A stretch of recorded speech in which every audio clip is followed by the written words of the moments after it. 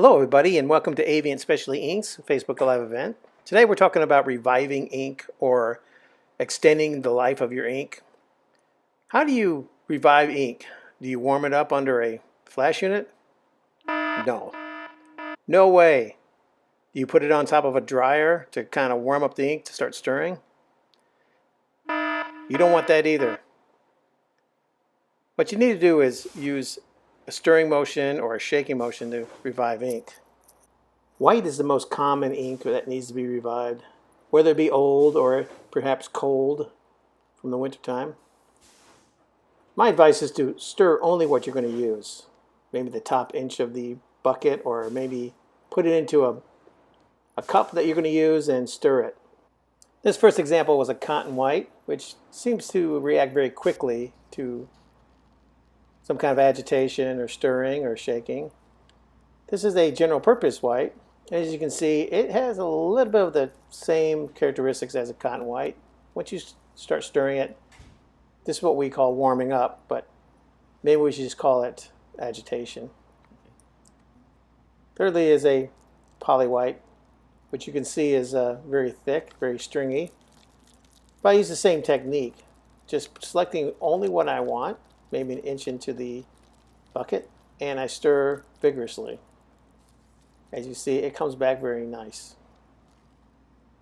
In the same vein of thought, when you get it in the screen, only flood what you're going to print. Here's an old bucket of ink. This is a underbase gray, but it's been sitting for a while. As you can see, there's some liquid forming on top of the ink. Keep that liquid inside, and you want to stir it in. That's basically going to help you bring the ink back to life. In this instance, you want to stir deeply into the bucket and make sure you are depositing that liquid back into the entire bucket. You may use other tools, longer stir sticks, drills, whatever. Speaking of drills, here's a handy tool that you can attach to a regular handheld drill. Again, we're just going into the surface of the ink. This is a very old bucket we found in the lab. Very stiff, spongy, almost gelled. And we're just using some short spurts of the drill to kind of get it started. And we're only going to mix about half of this top of this bucket. As you can see, we're letting it fall in, and we're not going too deep. Starting to loosen up, and you can see it's still kind of gelled and thick there, and here it is. It's nice and creamy. There are other tools available to the market. In this case, we use a centrifuge in our mixing lab. Here's an old mixed ink that we pulled off the shelf.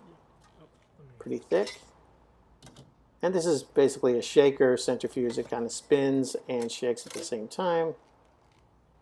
And the movement will bring the ink around to a nice creamy consistency.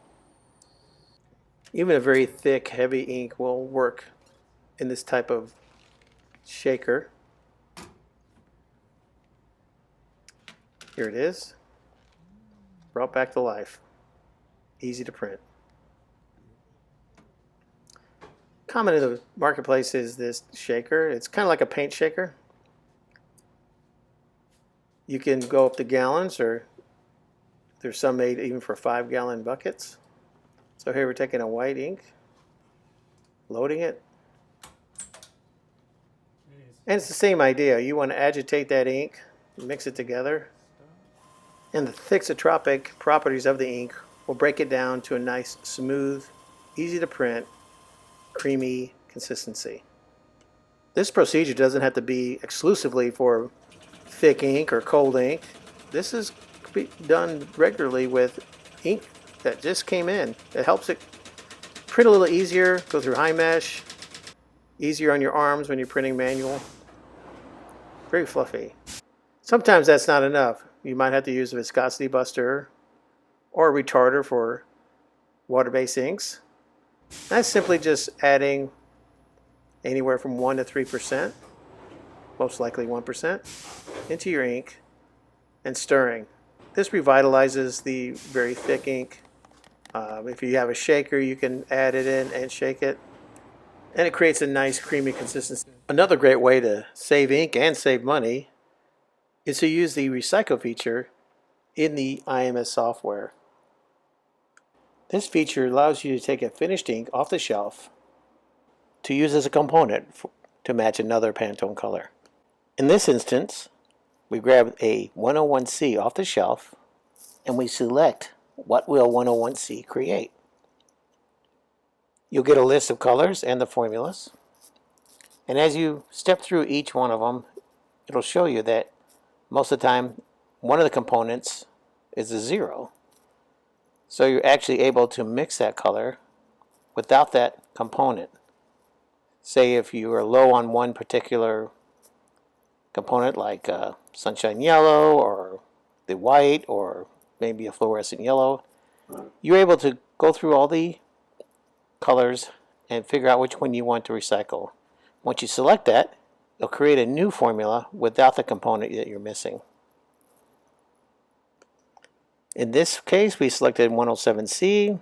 You simply print it out and you send it out to the ink department for them to complete the mix.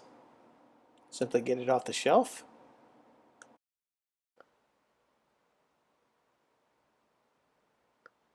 And we'll add it in.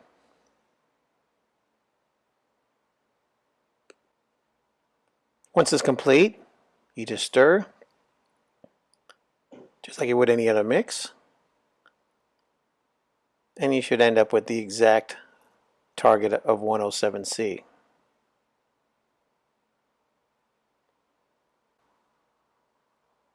And there you have it. We had an overstock color and we made it into a new color.